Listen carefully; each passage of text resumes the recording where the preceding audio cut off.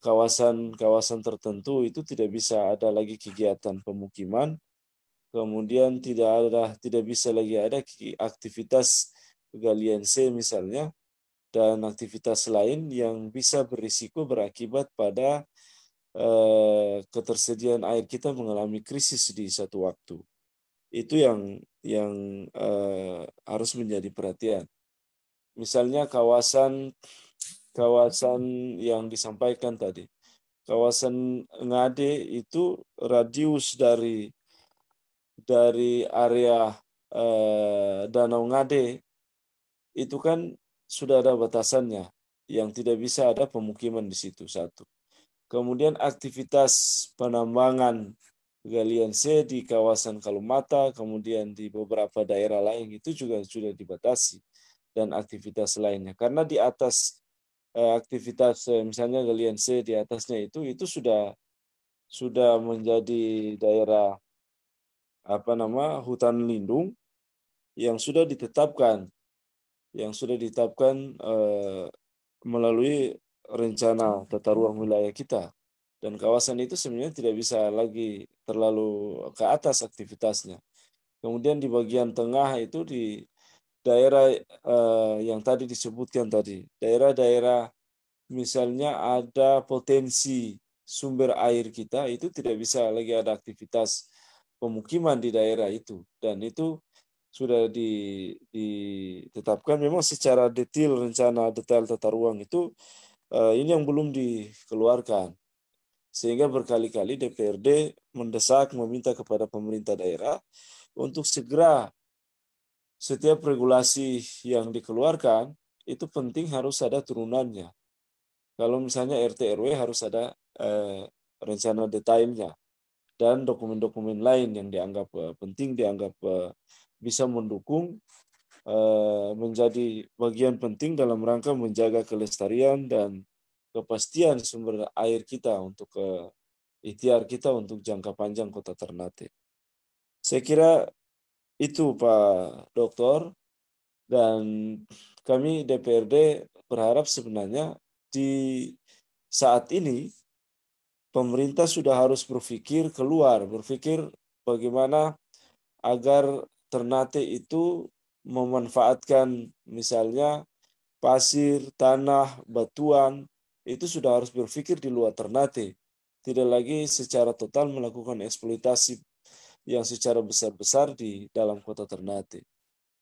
Saya kira sementara itu, dan rujukan Perda Rencana Tata Ruang ini kami informasikan juga RT RW kita saat ini juga lagi dibikin penyesuaian, sudah disampaikan ke DPRD untuk dilakukan revisi.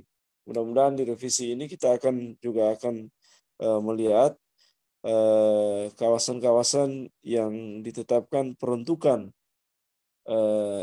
yang nanti kita lihat di dalamnya muatan-muatannya terkait dengan peruntukan, misalnya peruntukan untuk kawasan ekonomi, pendidikan, kemudian kawasan pertanian, kawasan pemukiman, batasan-batasannya yang akan menjadi fokus teman-teman di DPRD. Tetapi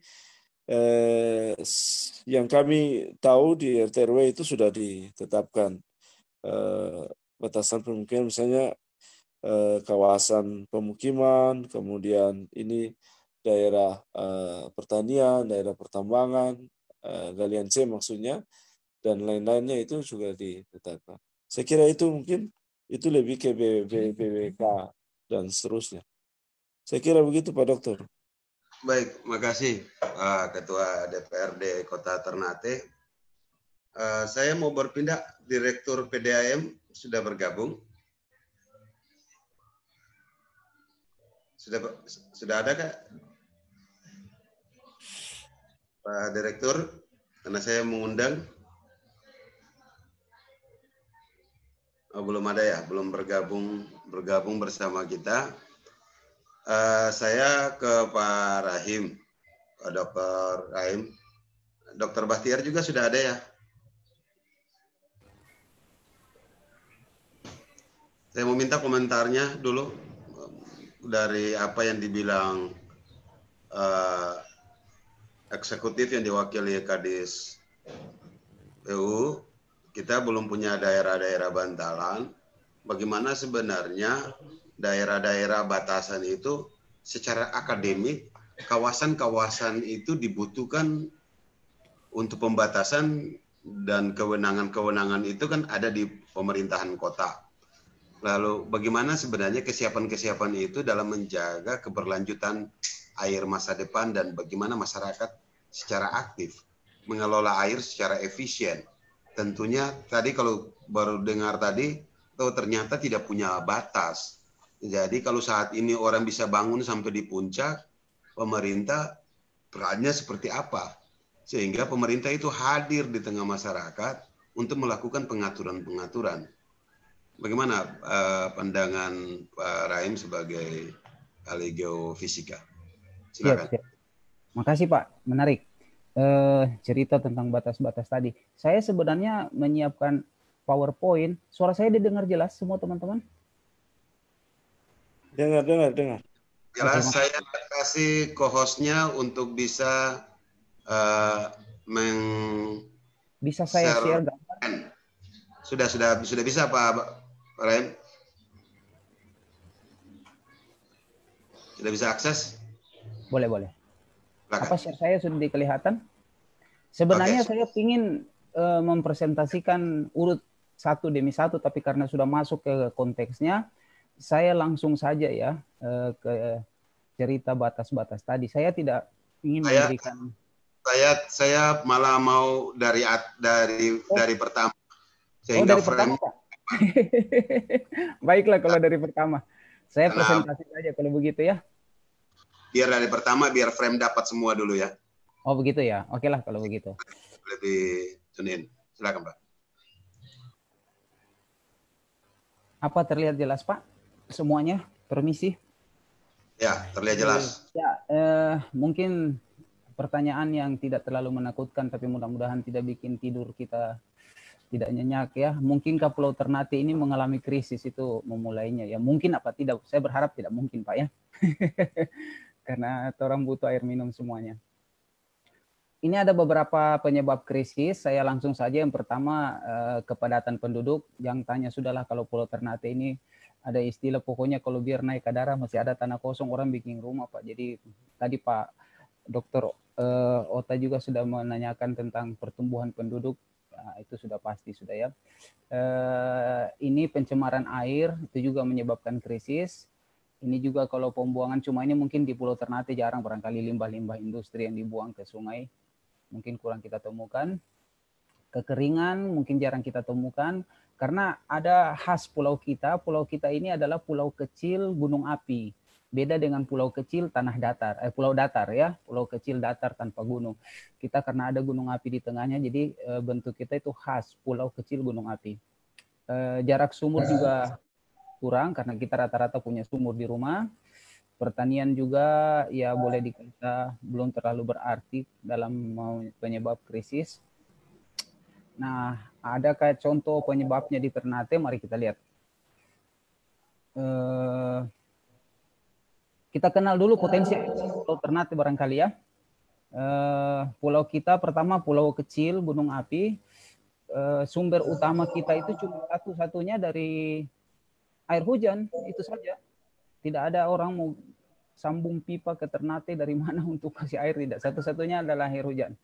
Itu apa namanya sumber air kita. Nah, pertanyaannya pulau kecil kita, Pulau Ternate kita berapa banyak dia bisa tampung air dengan asumsi kalau satu kali hujan semua Pulau Ternate itu basah gitu. Berapa besar bisa dia tampung? Karena kita harapnya dari langit saja. Ini data Pulau Ternate.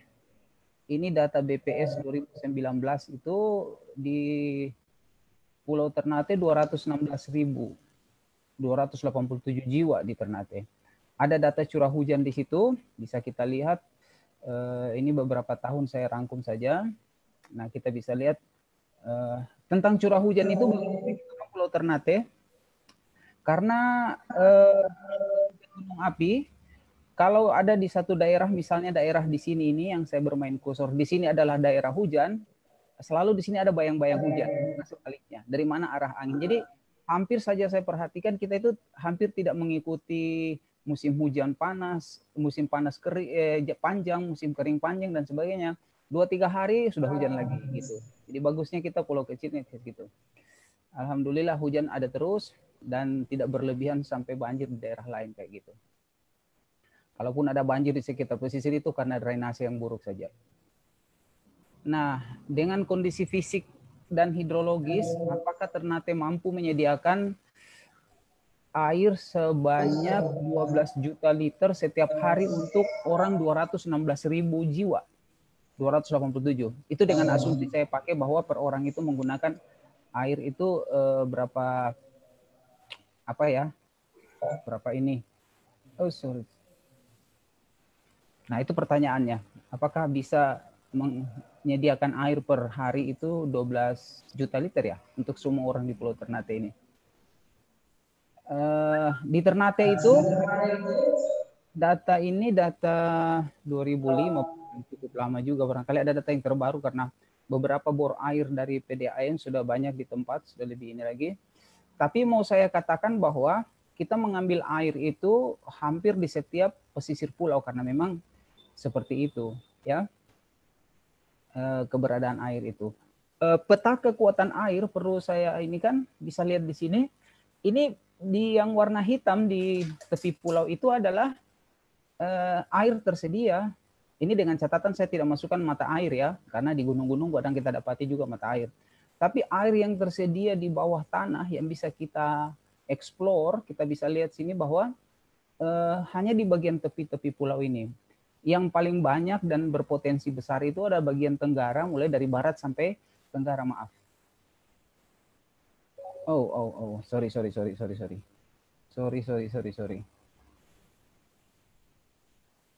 Ya ini sensitif, disentuh sedikit sudah.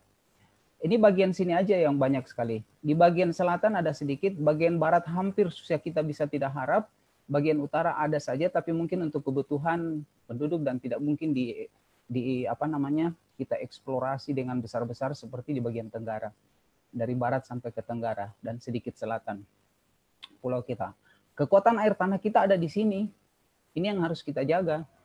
Nah, sebenarnya ada penelitian saya yang memang mencari ketinggian mana di gunung itu. Saya dengan menggunakan metode isotop, saya temukan angka 700 dan 900 dari permukaan laut. Itu jangan diapa-apakan ketinggian itu.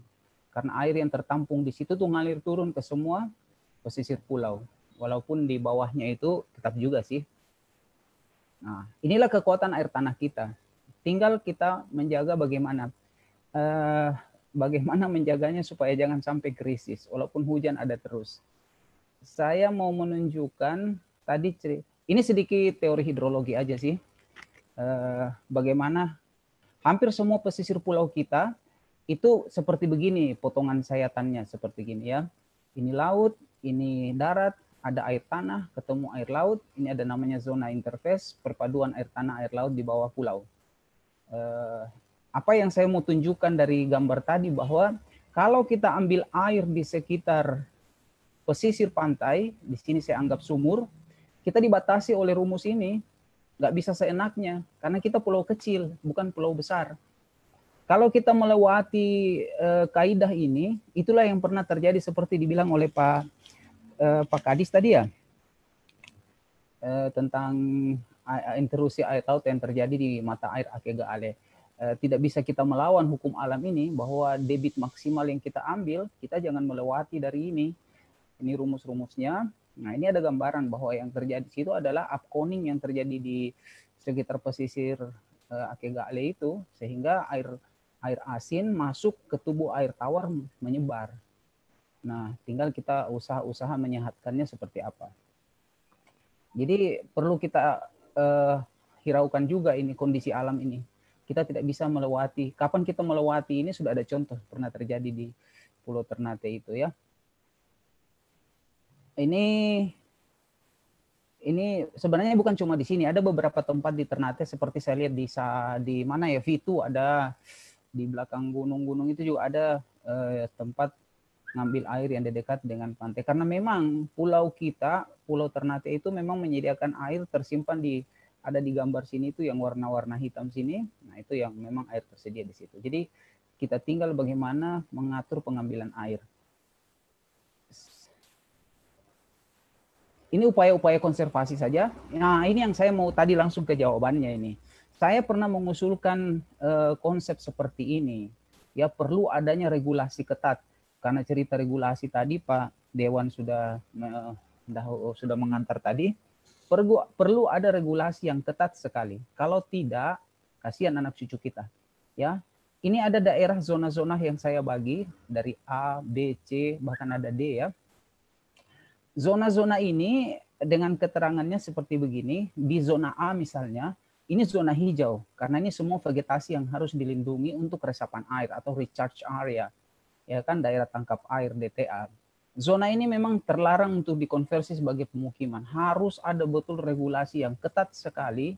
Jangan ada pemukiman di zona hijau seperti ini. Karena rusak air tanah di wilayah pesisir. Itu zona A yang berwarna hijau ini. Ada zona B, ini ada batas-batas ketinggian barangkali ya. Saya hanya mengambil sayatan samping, nantilah bagian dinas PU barangkali yang bisa menjelaskan di lapangan. Tapi pada ketinggian seperti begini, di zona B ini boleh dibangun reservoir air baku untuk disalurkan ke bagian yang paling rendah. Ya, disarankan juga untuk membuat sumur resapan di zona B ini, karena untuk mengalirkan air lagi. Kalau di zona C, ini pemukiman penduduk padat di daerah sini, karena sini mulai pemukiman penduduk padat, apalagi bagian tenggara sampai selatan pulau, barat daya, tenggara sampai selatan pulau. Di ketinggian antara C itu ya mulai dari hingga ke 100 meter dari permukaan laut. Ini bahkan kalau boleh jangan ada,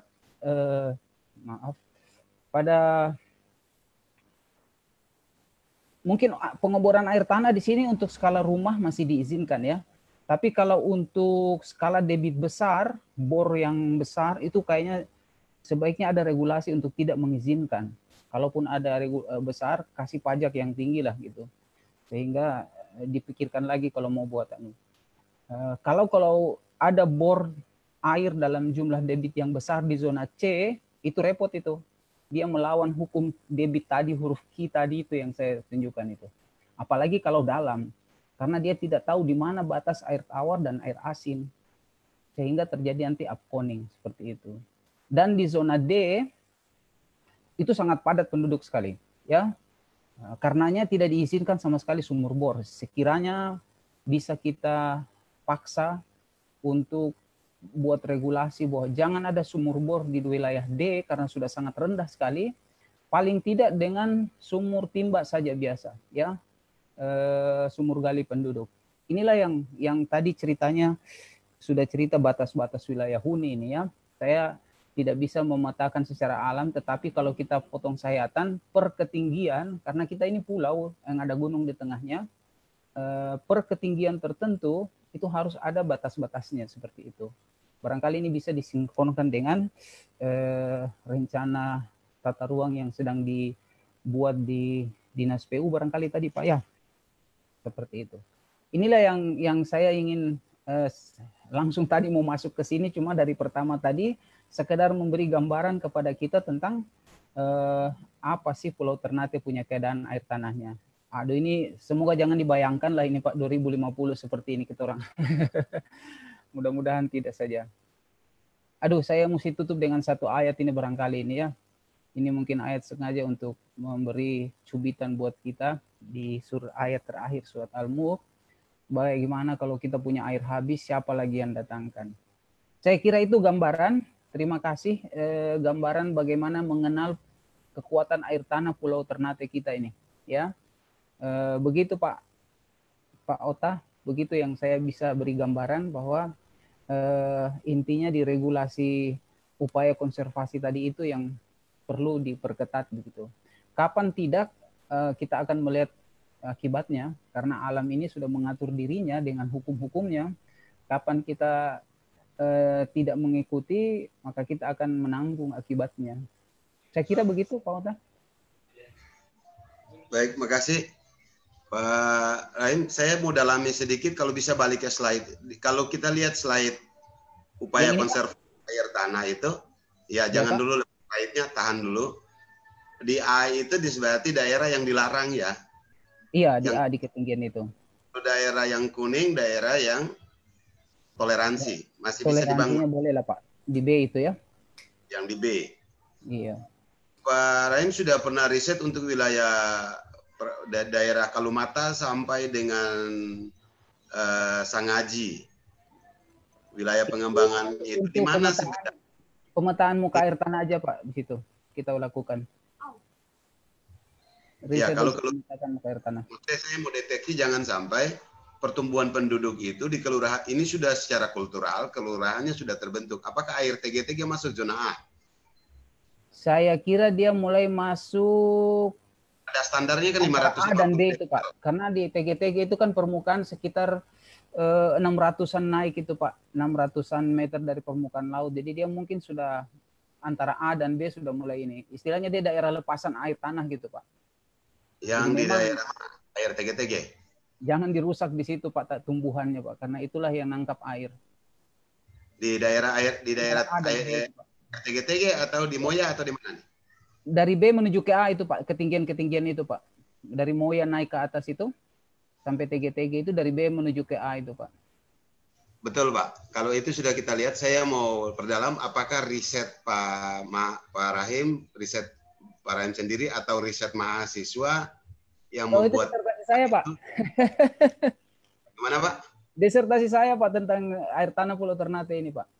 Oh ya, kalau itu bisa saya mau lebih real saja di publik. Biar familiar, di mana batas yang namanya antara A dan B. Yang ketinggian 500 dpl, 550 dari permukaan laut itu. Dari sini Pak, karena saya cuma membuat sayatan dengan apa namanya? Sayatan. Ini ada ketinggiannya dari sini. Nah, di sini kita bisa batasi. Cuma kalau di lapangan ya kita harus dengan GPS, dengan segala macam alat untuk menentukan. Tapi jadi belum uji lapangan Pak ya? Di mana kelurahan yang masuk 500 dpl belum ya? Iya, harus dengan peta ininya lagi Pak. Google Earth-nya lagi untuk menentukan itu. Oke. Tapi ini memang potongan Pulau Ternate ini Pak. Ya. Baik. Begitu ini gambaran konsepsionalnya saja dulu ya. Iya Pak. Saya mengkonsepkan seperti itu untuk mengkonservasi air. Ya, di atas 550 dari permukaan laut itu sudah masuk zona yang mesti larang. Iya, kalau di atas 100 sampai 500 dari permukaan laut toleransi. Zona pengembangan ada di 10 sampai 100 dari permukaan laut ya. Clearance ya. Oke, makasih Pak Rahim. Saya dapat informasi Pak Direktur sudah bergabung bersama kita. Sudah ada Pak Direktur PDAM? Apa saya masih sudah harus stop share atau bagaimana? Ya, sudah bisa Pak. Oke, saya stop share ya. Ya. Pak Direktur.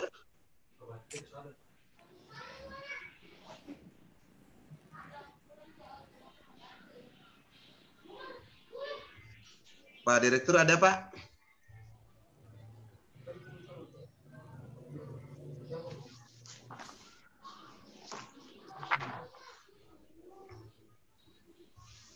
Pak Direktur PDAM? Belum ada? Belum bergabung? Kalau belum bergabung, Pak Bahtiar. Saya kembali ke Pak Bahtiar.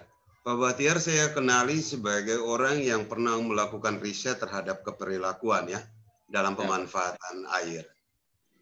Ya, bagaimana perilaku-perilaku pemanfaatan air di masyarakat kota ini tentunya dalam menjaga keberlanjutan konsumsi air kita sehingga kita menjadi tidak menjadi konsumtif. Karena air ini juga titipan agar anak-anak kita juga bisa minum esok hari. Gimana Pak Bahtiar? Iya Pak, makasih banyak Pak, makasih banyak. Iya, ya kami memang kemarin dengan teman-teman melakukan riset terkait dengan persepsi masyarakat dalam pemanfaatan air bersih di Kota Ternate. Ya, jadi metode kami itu melakukan FGD dan juga menggunakan survei angket. Nah, itu ada memang survei kami itu masih kecil, sekitar 338 KK itu, yang meliputi semua kecamatan, dan kita proporsional menurut kecamatan dan juga kelurahan, diambil samplingnya secara proporsional. Yang kami peroleh itu berdasarkan sumber air utama, ya. Pauta itu ada 72% itu yang menggunakan air bersih sebagai sumber, maksudnya sumber air bersih dari PDAM sebagai sumber air utama untuk kebutuhan sehari-hari. Dan sisanya itu ada juga 26% lebih yang menggunakan sumur, memanfaatkan sumur. Ya, itu sebagian besar di luar kota Ternate, tapi ada juga di kota Ternate yang nyaman dengan menggunakan air sumur. Ya. Sekitar 1% itu menggunakan air sungai sebagai sumber air utama. Ada juga yang masih menggunakan tada hujan. Jadi kalau dikalkulasi itu yang pakai tada hujan dan menggunakan sungai itu sekitar 1%. Masih ada 1% dari 19.900 KK. Gitu. Kemudian kami juga memperoleh informasi bahwa keluhan utama pelanggan itu di pelanggan PDAM, khususnya PDAM itu adalah suplai air terhenti, jadi air mati. Jadi itu sekitar 52% mengeluhkan suplai air terhenti itu sebagai masalah utama. Kemudian ada juga yang dikeluhkan itu adalah volume air yang dianggap kecil, tidak mencukupi. Ada juga yang 12% itu menganggap bahwa air keruh ada yang salobar. Selain itu ada juga misalnya kerusakan instalasi, pipa bocor di sekitar pemukiman menjadi hambatan. Kemudian, maaf ya saya sampaikan dulu Pak, ini yang beberapa poin-poin mungkin.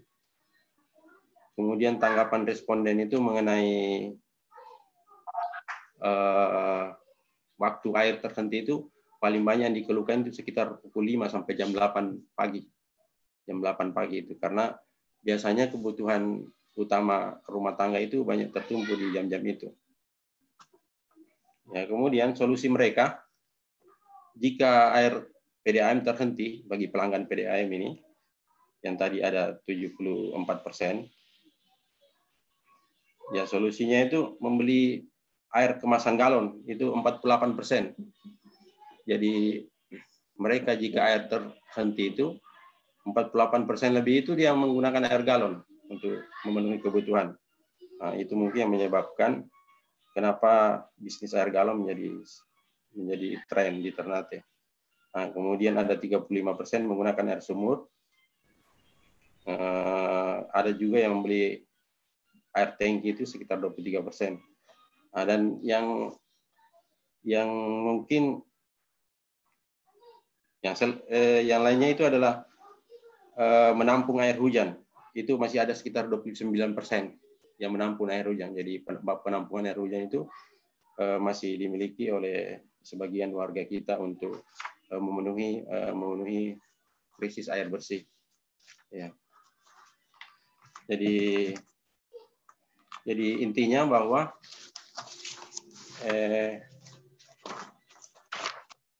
layanan air bersih oleh PDAM itu belum menjangkau semua warga di Kota Ternate.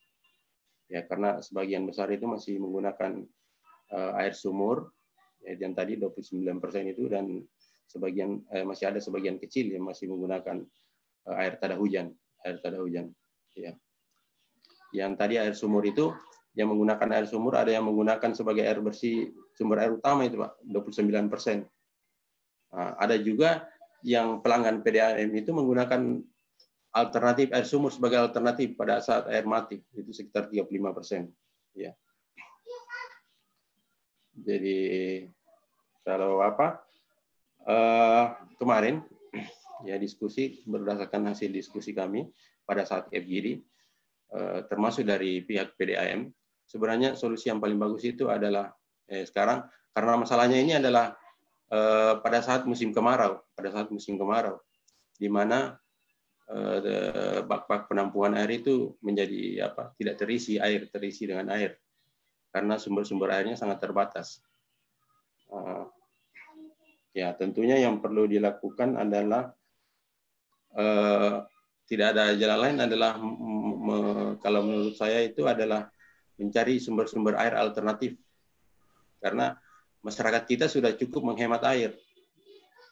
Karena menurut informasi yang kami peroleh bahwa dari 47 sumber air dan 5 bon yang kita temukan yang dimiliki oleh PDAM itu sebagian itu tidak terisi dengan air, terutama pada saat musim kemarau. Itu misalnya di Bakscape, Bak Pitu Puncak, dan Maliaro dan beberapa bak-bak lain. Ya, jadi kalau menurut saya itu ya yang bisa dilakukan adalah karena kalau masyarakat ini sudah cukup menghemat air, yang perlu dilakukan adalah mencari sumber-sumber air sehingga volume air itu bisa mencukupi. Untuk sementara mungkin itu Pak Oda. Terima kasih Pak. Baik, kalau itu di aspek hasil riset itu menyimpulkan bahwa konsumsi air sudah hemat ya? Ya sudah menghemat, cukup menghemat. Oke. Saya masih simpan di soal air. Sesi hari ini kita ingin lebih mau mendiskusikan bagaimana kita bisa memproduksi air secara berkeberlanjutan di masa depan. Kita belum masuk kepada bagaimana pelayanan PDAM. Sehingga di sesi saya mau minta Pak Bams yang saya tahu. Saya bisa permisi sebentar Pak Oda? Ya, dari mana nih? Ya, silakan. Pak Rahim yang bicara itu lagi di-unmute mic-nya. Bisa saya tambahkan sedikit Pak? Boleh, silakan. Nyambung dari Pak Tiar tadi, di mana Pak Tiar tadi mendapatkan beberapa tempat yang masih payau. Saya lupa menambahkan tadi atau menjelaskan tadi kekuatan air tanah kita di Pulau Ternate ini. Jangan lupa bahwa ada beberapa tempat yang memang air itu tidak bisa kita produksi besar dan dia asin secara alami. Di utara jelas sudah itu karena batuannya masih muda secara geologi. Nanti Pak Dedi mungkin lebih bisa menjelaskannya. Nah, ada juga beberapa spot di dalam tempat air yang bagian tenggara itu banyak, itu masih asin juga kalau kita terus menggalinya. Nah, itu yang kita harus menjaga anunya juga. Jadi memang kita kalau bisa air, saya kekuatan kita terbatas-batas juga Pak, seperti itu. Mungkin itulah yang dimaksud Pak Tiar tadi. Itu Pak saya tambahkan sedikit saja. Pak Rahim, kalau bisa saya confirm, kalau secara teoretikal kan kita dapat itu, tapi saya mau masuk ke di mana titiknya. Ada tidak yang di mana yang tidak bisa kita ekspor terlalu besar? Kalau kita ekspor terlalu besar malah akan jadi payau, atau di mana yang akan bisa berkeberlanjutan? Titik-titiknya diketahui tidak Pak? Ya, di utara Pulau Ternate saya ambil mulai dari sebelum Sulamadaha Tobololos itu ya, Tobololos sedikit ke sini lagi sebelum Tobololos itu air permukaan itu bagus-bagus saja, tapi kalau kita gali dalam sedikit itu sudah mulai asin ya, sampai di Sulamadaha lewat ke sana itu sudah akan asin. Beberapa sumur bor itu airnya asin ya. Kalau air bagian atas, air bawah tanah yang atas itu yang dangkal itu masih segar-segar, tapi hanya untuk dengan timba saja. Kalau dengan bor yang kuat juga nanti kita dapat asinnya. Kemudian daerah Pulau Ternate ya. Pulau Ternate ini Pak, Pulau Ternate. Ada kasus saya temukan juga secara tidak sengaja itu di Takome, itu kasusnya seperti begitu. Itu karena tidak mengetahui kondisi hidrogeologi, di bornya terlalu dalam, yang mau dicari air tawar ternyata air laut yang dihisap karena terlalu dalam, 80 meter. Ya. Kalau dalam kota Ternate ini saya dapati 2 spot, satu itu berdasarkan informasi di belakang RRI situ, Kadara itu apa ya? Belakang RRI lah, belakang Kedaton itu ya. Ada informasi situ mereka pernah bor asin ya. Kemudian saya dapat di belakang SKB itu bersama Pak Dedi dan dari Muhammadiyah kita pernah riset atau mengukur situ, itu di 30-an meter asin. Jadi memang kita harus berhati-hati bahwa ini mungkin Pak Dedi yang bisa jelaskan secara geologi, mungkin barangkali ada spot-spot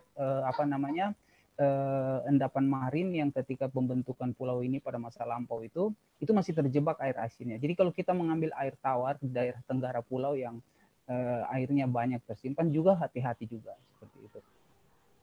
Oke. Itu Pak yang saya tambahkan. Baik, Pak Rahim.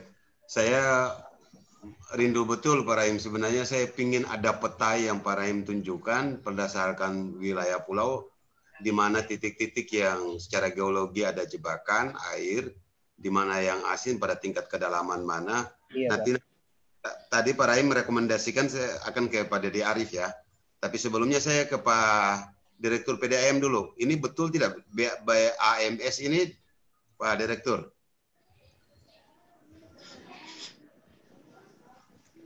Kita tidak Pak Jusri yang PDAM atau Pak BAMS? DMS? Pak Direktur, saya konfirmasi agak sulit ya.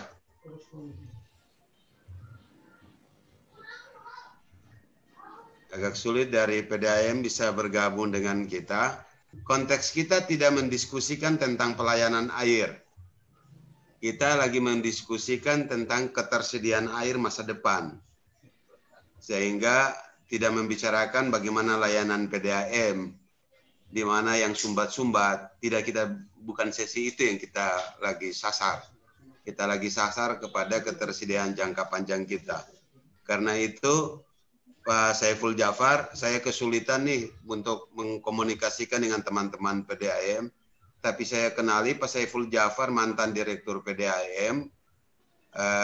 Saya mau lihat di mana sebenarnya sumur-sumur bor, daerah-daerah reservoir yang telah dibangun oleh PDAM untuk pemenuhan konsumsi. Dan di banyak waktu Pak Saiful masih menjabat, saya banyak baca komentar-komentar Pak Saiful tentang beberapa kawasan yang mengkonsumsi air secara berlebihan juga. Nah, bantalan-bantalan mana sebenarnya yang riskan dan di titik-titik mana pada daerah permukaan laut yang berapa meter itu dilakukan sumur bor oleh PDAM. Pengetahuan Pak Saiful, karena Pak Saiful sudah tidak menjabat, sehingga otoritasnya berdasarkan pengalaman. Saya sebenarnya mau ke Direktur PDAM untuk lebih clearance. Silakan Pak Saiful.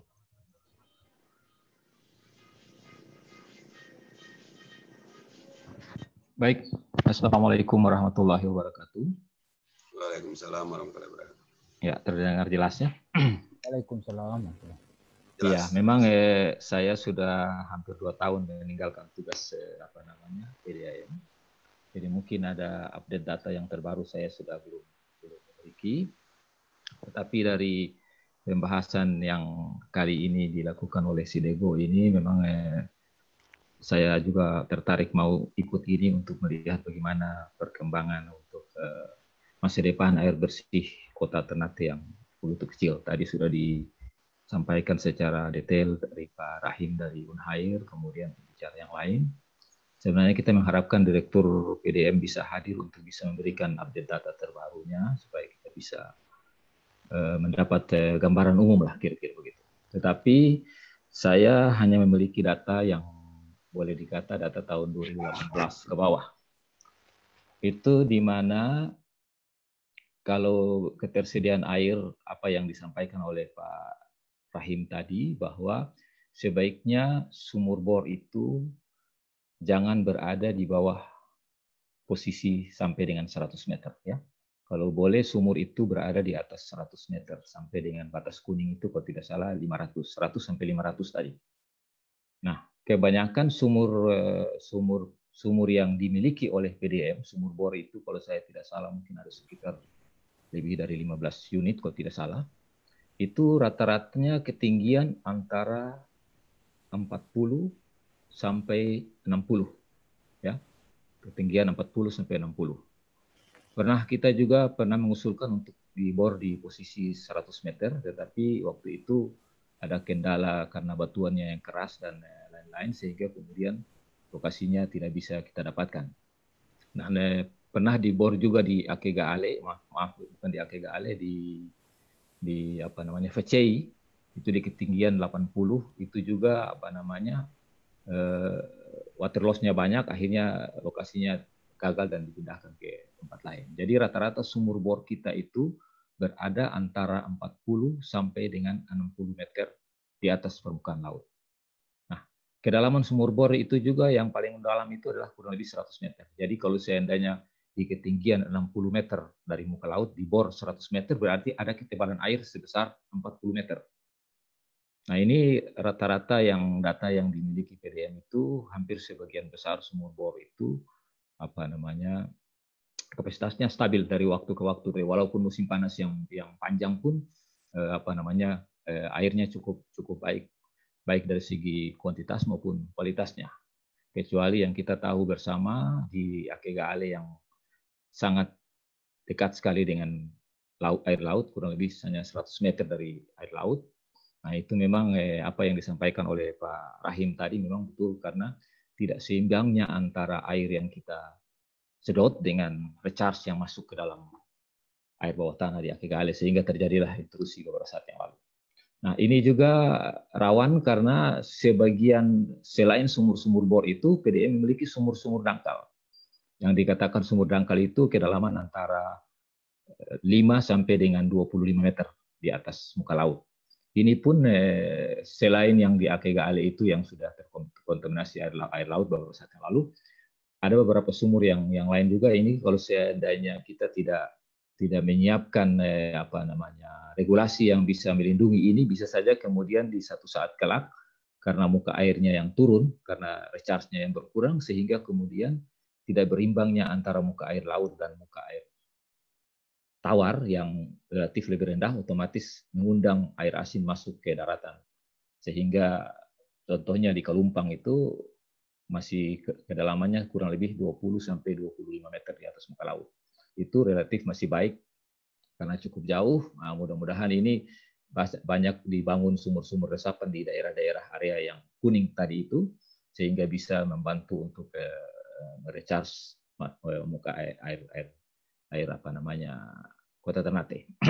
Kemudian yang ingin saya sampaikan di sini juga, beberapa saat yang lalu saya pernah merilis data bahwa masalah di Kota Ternate ini adalah yang dihadapi oleh PDM itu bukan ketersediaan sumber airnya lagi, tetapi tingkat pemakaiannya, karena saya memiliki data bahwa 52% pelanggan PDM itu menggunakan air di bawah 20 meter kubik, ya.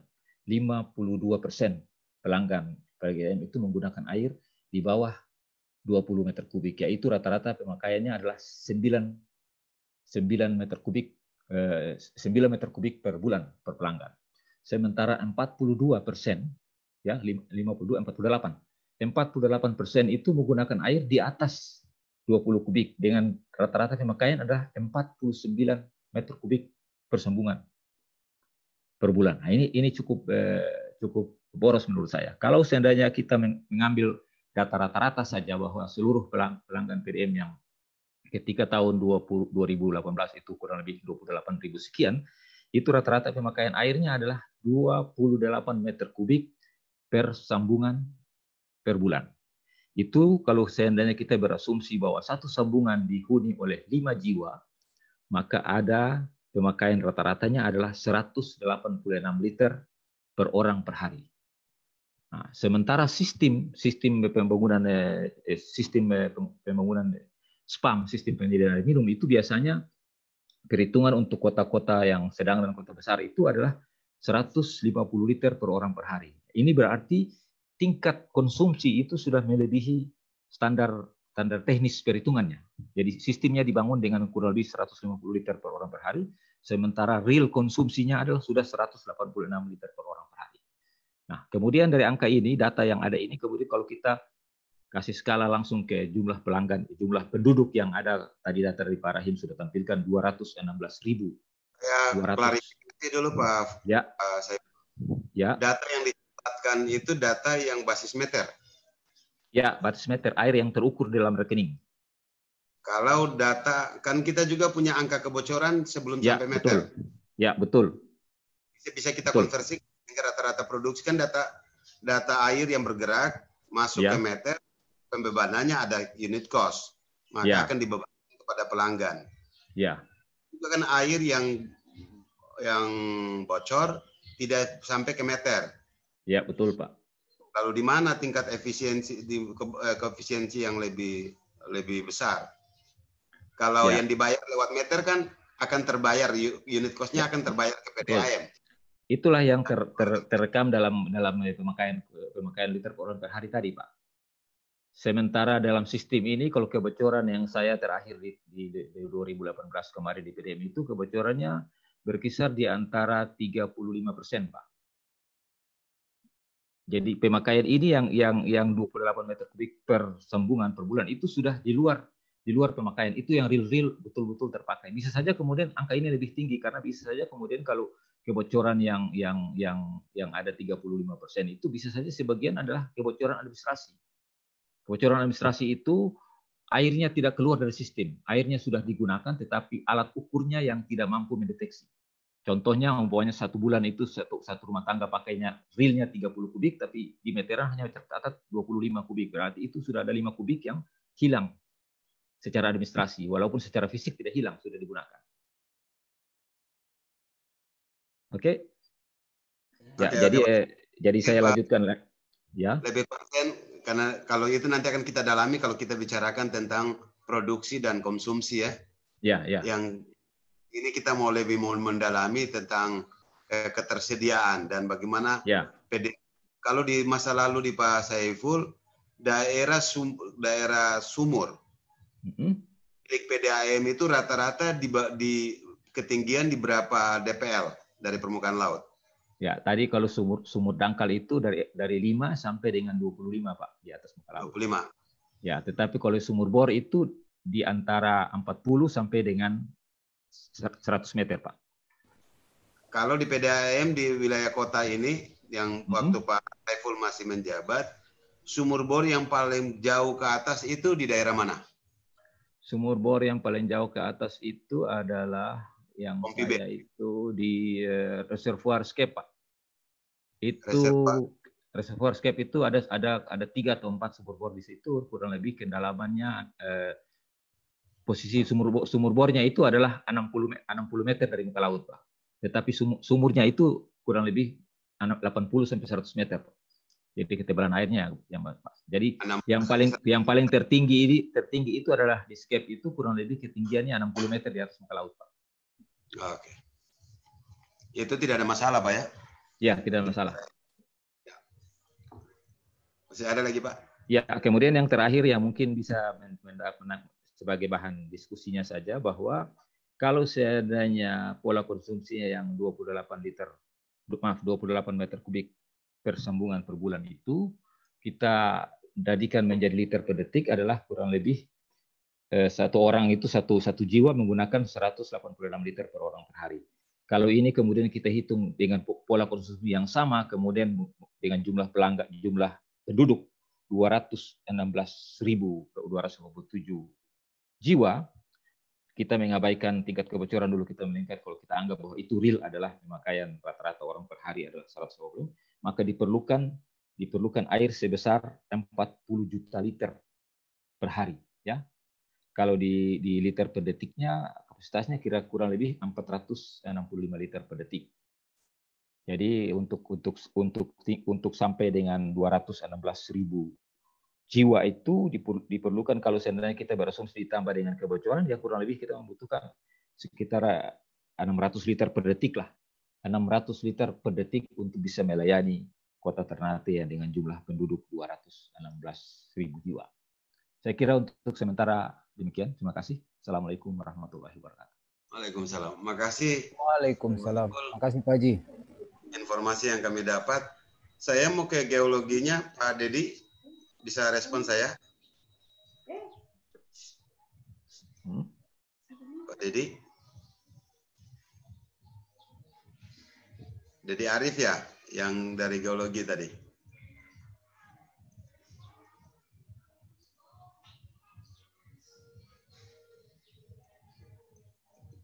Pak Dedi?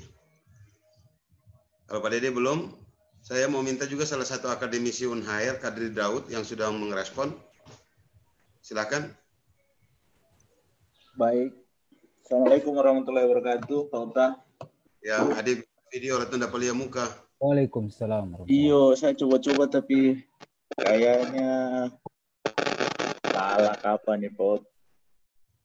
Oke, lanjut. Selanjut ya. Ya.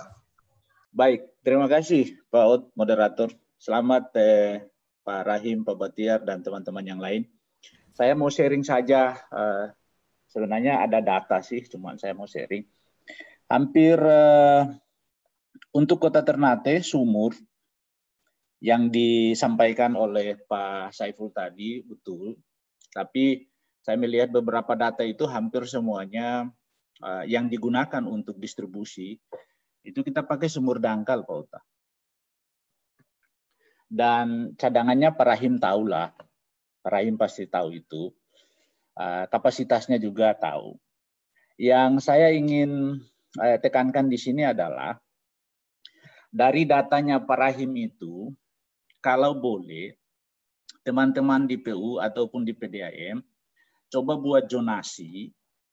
Zonasi ini maksudnya, karena distribusi itu, kita tidak mau merusak lagi kapasitas reservoir ataupun penampung air yang sekarang yang dimiliki oleh PDAM Kota Ternate.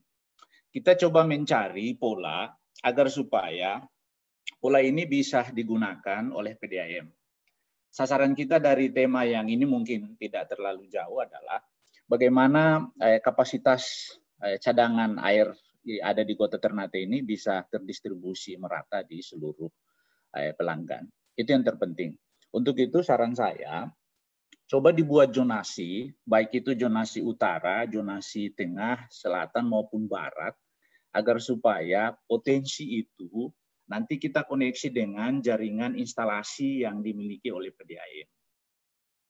Artinya, mekanisme yang ada di PDAM itu misalnya open close misalnya, ataupun mekanisme jaringan yang digunakan, ya tergantung PDAM. Saya tidak tahu apakah PDAM punya jaringan yang digunakan itu open close atau tidak. Kalau misalnya open close, maka otomatis distribusi air yang ada itu pasti akan merata di seluruh pelanggan.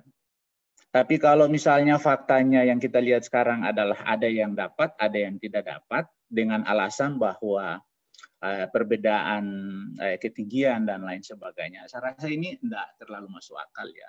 Sebab seluruh sumber yang diambil oleh PDAM, baik itu air permukaan maupun sumber air tanah, itu seluruhnya pada elevasi kurang lebih sekitar 60 yang disampaikan oleh Pak Saiful tadi, paling maksimal.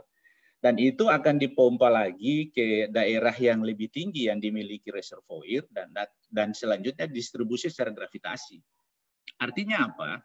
Kita tidak lagi butuh energi yang besar untuk distribusi, karena seluruh air yang diambil di sumber itu dipompa lagi ke reservoir, setelah itu pakai gravitasi untuk disalurkan kepada seluruh pelanggan di Kota Ternate. Nah, saya lebih tertarik dengan datanya Pak Rahim. Datanya Pak Rahim ini kalau misalnya kita expose lagi ke depan, kira-kira zona-zona mana yang harus kita tetapkan, ataupun zona-zona mana yang harus bisa diambil airnya dan disuplai ke reservoir yang dimiliki oleh PDAM, dan PDAM tinggal melakukan distribusi melalui gravitasi untuk bisa dinikmati oleh warga masyarakat.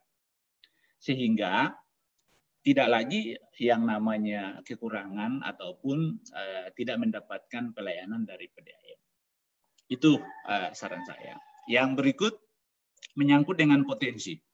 Potensi itu juga hampir rata-rata, misalnya yang tadi disampaikan oleh Pak Rahim. Betul, kalau kita mau mengambil air di tepi pantai, kurang lebih, karena itu ada elevasinya, ada hukumnya. Misalnya kita tidak boleh ngambil air di dataran rendah 0 sampai kurang lebih sekitar 10 mdpl, itu tidak boleh melebihi 40 meter kedalaman. Karena memang itu ada syaratnya. Tapi kalau mengambilnya lebih dari itu, betul bahwa ada intrusi yang kita bisa dapatkan di situ. Nah, untuk daerah yang saya maksudkan untuk zonasi tadi adalah Ini untuk memudahkan PDAM untuk mapping potensi air yang ada di utara, yang ada di tengah, yang ada di selatan, dan ada di barat. Kalau mapping ini jelas sudah ada, otomatis kebutuhan untuk areal utara dengan reservoir yang mana yang kita mau supply, tengah, selatan, dan barat, kira-kira bagi saya ini kemungkinan besar bisa diantisipasi dengan catatan data-data yang dimiliki oleh beberapa peneliti kampus Unhair maupun Muhammadiyah itu tentu bisa disuplai untuk bisa menjadi bagian tersendiri yang nanti akan dikembangkan oleh PDAM ataupun pemerintah Kota Ternate. Kira-kira demikian Pak Ota saran saya. Makasih. Terima kasih Pak Kadri. Saya tahu yang Galaxy J6 ini adalah Pak Camat Utara.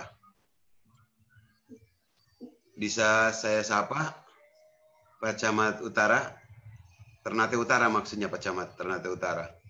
Bisa di unmute mic-nya? Pak Camat?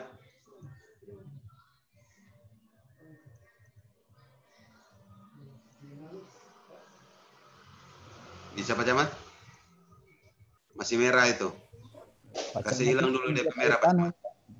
Mesti penggiat air tanah ini Pak, jadi harus memberi komen ini. Siapa itu? Pak Camat Utara ini. Iya. Penggiat air tanah betul ini Pak. Sedikit lagi naik jadi tokoh air tanah ini Pak. Jadi mau minta komentar nih. Tadi dia kali pernah bicara jadi dia tutup di pelayar tuh. Biar layar itu asal dengar suara saya. Boleh Pak Camat? Assalamualaikum warahmatullahi wabarakatuh. Waalaikumsalam. Pak Camat, di utara ada data tidak berapa jumlah sumur yang dibangun masyarakat atau dibor masyarakat, sumur bor atau sumur dangkal di wilayah-wilayah utara, dan bagaimana Mas konsumsi air di Ternate bagian utara di wilayahnya Pak Camat?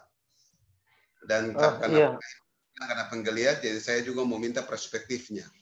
Silakan Pak Camat. Iya, terima kasih banyak Pak Dr. Mukhtar. Assalamualaikum warahmatullahi wabarakatuh. Selamat siang semuanya.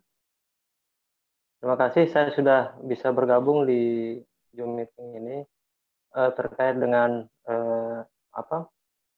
air tanah di Ternate Utara ya. Kalau dalam sisi akademisi mungkin saya nggak ada apa-apanya dibanding Pak Rahim, Pak Dedi, Pak Kadri Dau, dan teman-teman semua. Saya cuma mau mengimplementasikan terkait dengan pengetahuan apa yang saya punya langsung ke masyarakat. Jadi persepsi masyarakat kita semua ini adalah bahwasanya air itu, ketersediaan air, distribusi air, pelayanan air itu adalah tanggung jawab pemerintah. Dalam hal ini oleh operator PDAM Kota Ternate. Nah, yang lain juga adalah bahwasanya persepsinya kita cuma mengambil air saja, tapi mengisi air ulang itu yang sampai sekarang masih belum terlalu optimal dilaksanakan, dan masih banyak juga masyarakat yang belum mengetahui bagaimana sih atau hubungannya air dalam tanah dengan air hujan ya.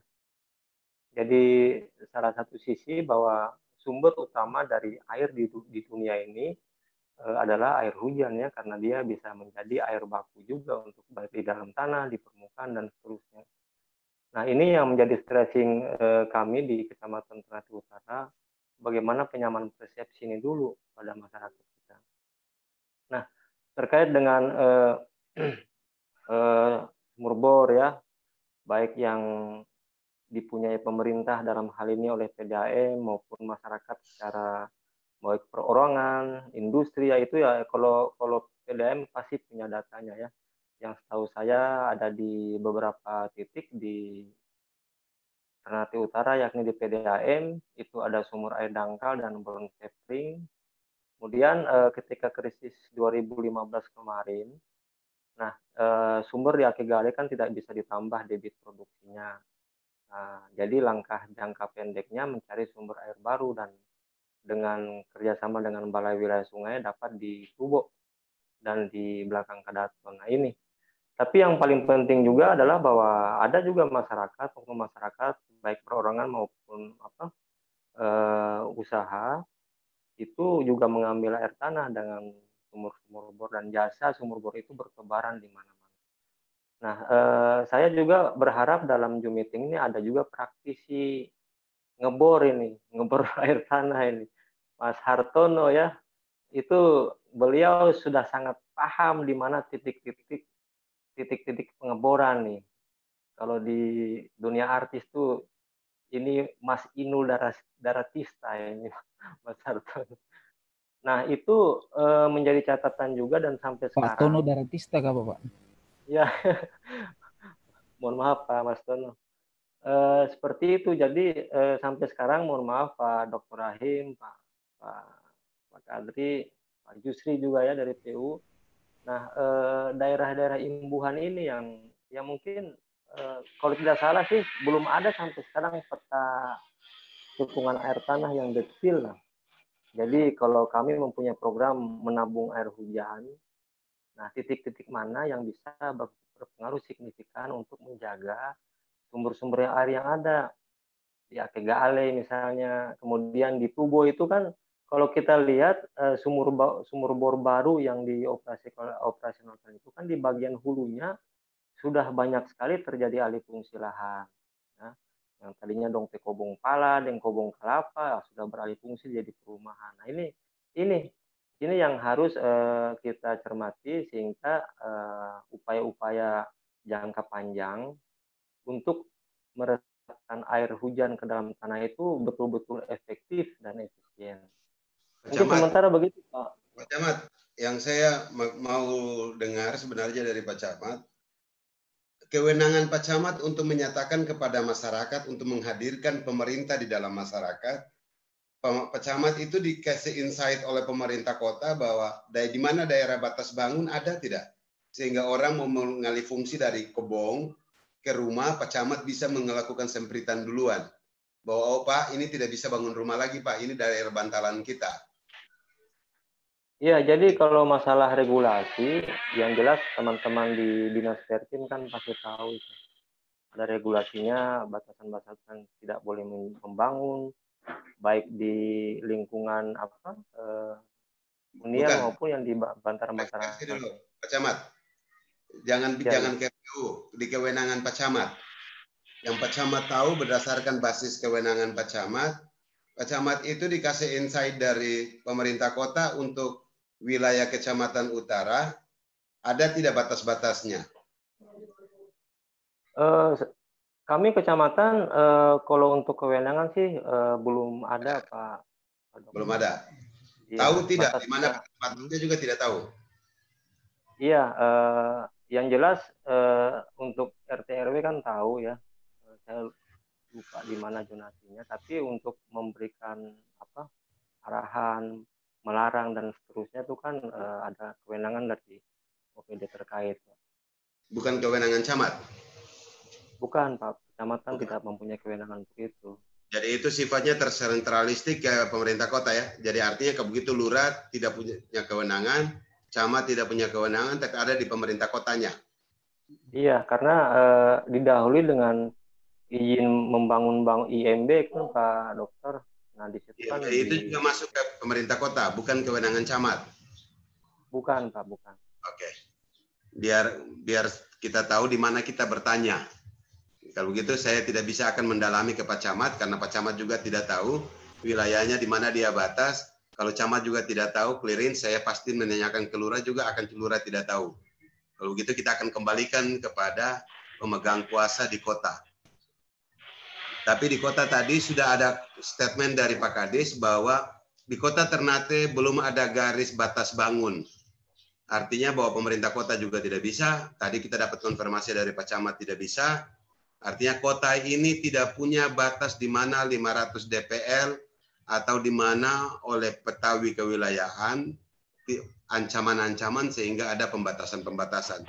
Karena itu pembangunan yang sampai ke puncak-puncak pun itu dimungkinkan karena pemerintah tidak hadir untuk melakukan penertiban.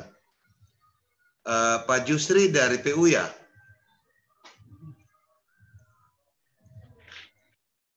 Pak Jusri bisa di-unmute mic-nya? Iya Pak. Iya Pak. Punya statement khusus? Baik, terima kasih. Mungkin saya berikan diri dulu Pak Moderator. Saya di Dinas PU ditugaskan untuk bertanggung jawab dalam seksi penyihatan lingkungan dan sumber daya air. Jadi jadi menarik nih terkait dengan penyelamatan air tanah ini Pak. Jadi saya tahu yang kami punya seksi ini dalam penyelamatan air tanah ini memang kami dalam untuk mencegah kekurangan air tanah atau krisis air tanah, salah satu program kami yaitu pembuatan sumur resapan, di mana beberapa tahun kemarin kami telah membuat beberapa sumur resapan yang itu kita kerjasama dengan pihak swasta maupun LSM. Salah satu contoh yang tadi sudah disampaikan Pak Kadis bahwa untuk pencegahan intrusi air laut di sumber air Akegale itu kami membuat sumur resapan di bagian hulu. Kenapa kami membuat bagian hulu? Karena memang pemukiman di bagian hulu yang semestinya untuk lahan penampung air hujan dibangun pemukiman. Artinya kita sudah tidak kontrol lagi masalah pemukiman. Jadi air hujan yang sedianya untuk masuk ke resapan tanah, dia tidak resap tapi langsung mengalir ke laut. Sehingga pencegahan kami kemarin kami membuat beberapa sumur resapan. Nah itu kita kerjasama dengan pihak swasta, LSM maupun masyarakat. Dan alhamdulillah ada perubahan setelah kita bangun beberapa sumur resapan di dekat sumber air Akegale. Namun langkah kami artinya bukan cuma sampai situ. Mungkin di seluruh kota Ternate kami juga usulkan demikian. Jadi bagian hulu yang seperti yang dijelaskan tadi di dalam titik-titik ketinggian DPL Pak Rahim tadi bahwa zona kuning itu sebaiknya dibuat sumur resapan. Dan itu kami dalam planning kami sudah ada rencana untuk pembuatan beberapa sumur resapan. Tahun kemarin juga kita ada pembuatan sumur resapan di bagian badan jalan, Pak. Nah, jadi ini perlu kami jelaskan juga, Pak. Kendala kami di lapangan untuk membuat sumur resapan terkendala lahan, Pak. Yang masuk dalam zona kuning. Karena rata-rata pemukiman masyarakat ini kan ketika kita mau membangun sumur resapan, mereka tidak mau kasih izin, memberikan izin. Akhirnya ya kita buat modifikasi, kita buat di sepanjang jalan-jalan apa namanya, jalan protokol. Dan halo. Ya jelas. Ya. Jadi gitu Pak. Jadi untuk langkah kita ya itu kita membuat beberapa sumur resapan. Selain sumur resapan Pak, untuk mencegah air tanah jangan tercemar, kami dari Dinas PU juga sementara ini lagi giatnya untuk membuat tangki septik yang kedap air Pak. Dan alhamdulillah tahun kemarin sudah disahkan perdanya terkait dengan air limbah. Jadi salah satu tujuan kami yaitu itu dia Pak, untuk pemeliharaan air tanah tadi Pak. Karena kita tahu bahwa kita Kota Ternate ini sumber air kita adalah air tanah, bukan air sungai itu apa. Nah, mungkin itu aja Pak yang perlu saya sampaikan. Lebih kurangnya saya mohon maaf. Terima kasih. Assalamualaikum warahmatullahi wabarakatuh. Terima kasih. Ya. Jadi sama statementnya ya Pak Jufri.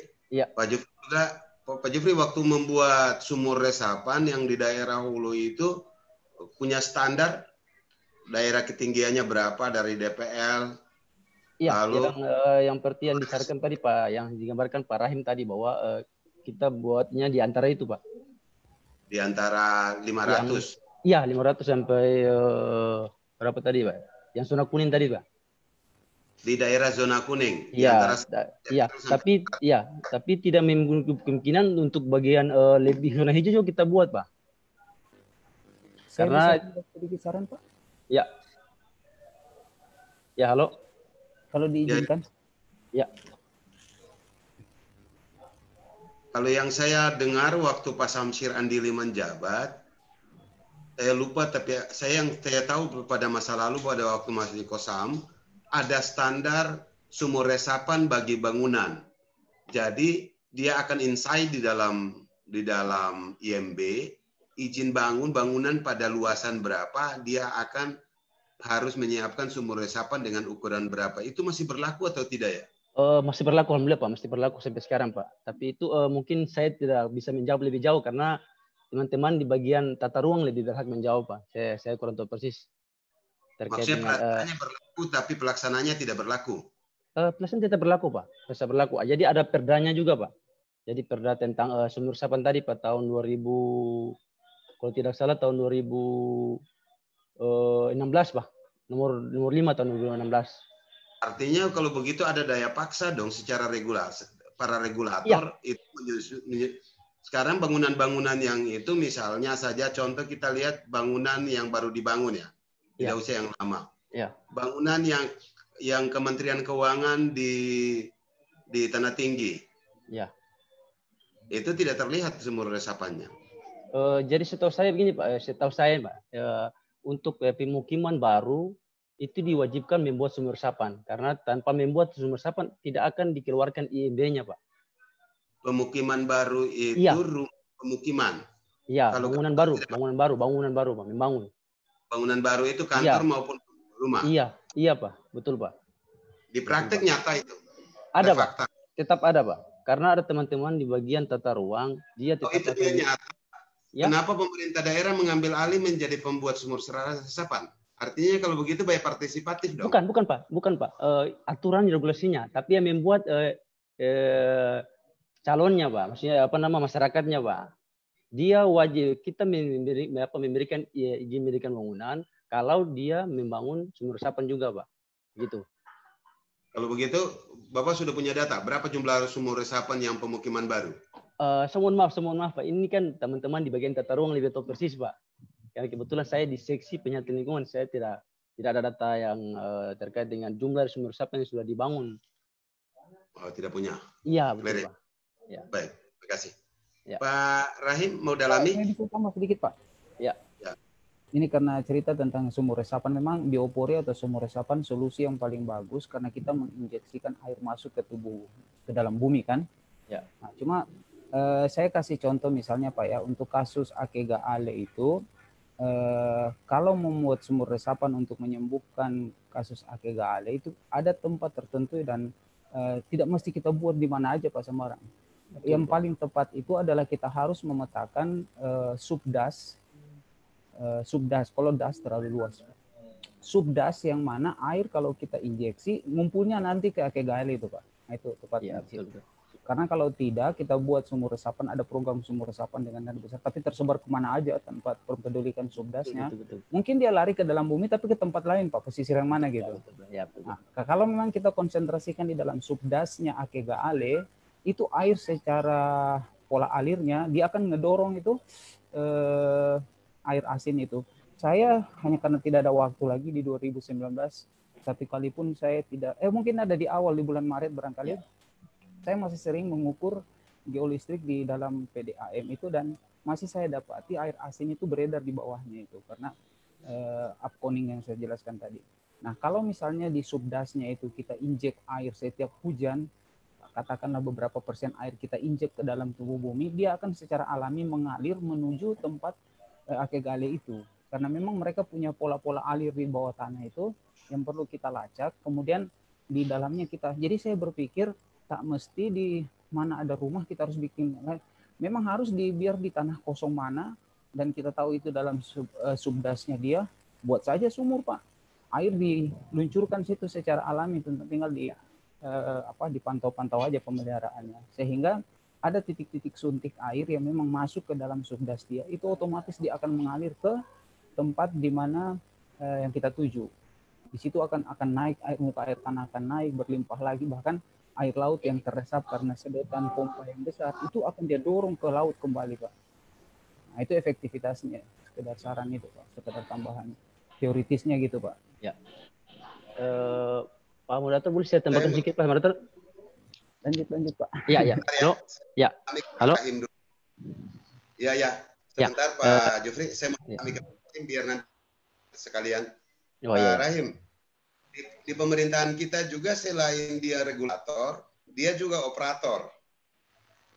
Ya, faktanya di pemerintahan kita selain penyusun regulator juga operator untuk membangun infrastruktur fisik.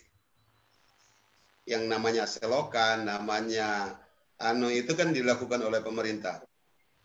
Di program-program mana yang pengamatan Pak Rahim justru tidak ramah lingkungan untuk penyediaan air kita di penyiapan infrastruktur di pemerintah. Sebagai operator tentunya membangun selokan, pari dan macam-macam itu kan pola yang efektif secara akademik itu seperti mana? Seperti apa? Silakan. Saya kurang tahu persis proyek-proyek yang membangun untuk dampak air itu, tetapi saya hanya memperhatikan bagaimana infrastruktur yang mengambil air dan bagaimana infrastruktur yang menginjeksikan air untuk kesetimbangan pengambilan begitu. Itu yang saya saya concernnya di situ Pak. Kalau makanya air kan kita mau injeksi masuk ke dalam permukaan bumi. Ya. Contoh, apakah secara akademik di Pak Rahim dan teman-teman yang konsen itu, kalau kita bikin selokan, di bawah itu perlu kita cor tidak? Kalau kita cor tingkat kecepatan air bergerak turun makin tinggi. Apakah itu kita buka? Ataukah bagaimana? Kalau cerita selokan mungkin persoalan drainase Pak ya. Tapi kalau cerita tentang bagaimana air kita injeksikan ke bumi, seperti di sekitar rumah saya itu di sungai yang Tubo itu ada dabo sam itu semacam teras ring yang mereka lakukan untuk mengurangi dabo sam ya, untuk mengurangi lancarnya air lari ke bumi ke pantai atau istilahnya run off itu kan. Nah, itu juga bagian dari itu, tapi harus dipantau juga karena saya lihat setelah banjir 2012 itu sudah hampir tidak nampak lagi dabo samnya itu. Bisa maksudnya jadi saya mau konfirm ke Pak Rahim, model kita mendesain drainase di kota ini sudah menggunakan pola itu atau belum? Saya mungkin tidak ada langsung kaitannya Pak ya antara drainase itu dengan itu. Karena drainase itu lebih kepada pengendalian air tersumbat dan sebagainya yang menyebabkan banjir. Tapi untuk masuk ke dalam bumi itu yang saya konsen di situ Pak. Bahwa saya belum dulu dengan Pak Alwan punya teman-teman, tadi saya lihat ada Pak Alwan yang memang punya konsen untuk bagaimana, dan saya tunjukkan tempat-tempat di mana dalam subdas itu kalau memang mau buat sumur resapan biar di dalam das-das, dan saya berikan titik-titik yang bisa kita jadikan sumur resapan untuk itu. Nah, sebenarnya bagus kalau pemerintah juga konsen ke situ, tidak menunggu NGO tuh dari luar untuk ini. Baik.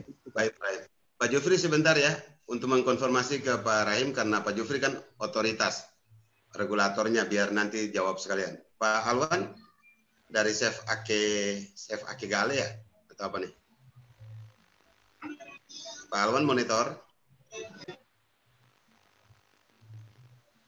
Pak Alwan tadi masih di baju operasi saya lihat itu. Iya. Masih baju operasi. Okay.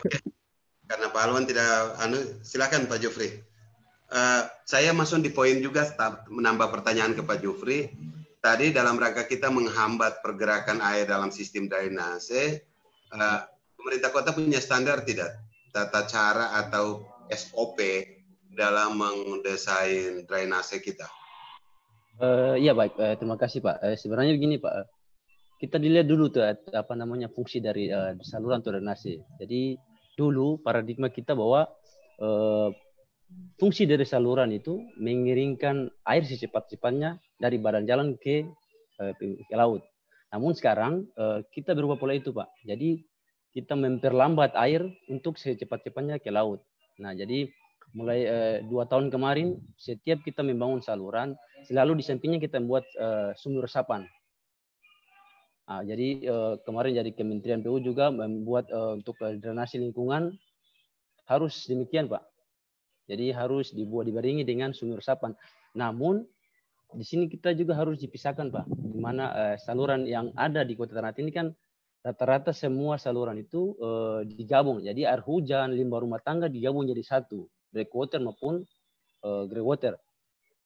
Jadi sumur resapan yang kita bangun ini dia tidak connect langsung dengan limbah rumah tangga atau breakwater tadi. Namun kita ambil dari sebagian area-area badan jalan maupun luapan dari pemukiman, Pak.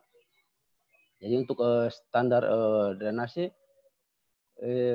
memang ada ukurannya, ada ukurannya. Jadi kan kita bilang bahwa mana saluran tersier, sekunder maupun primer.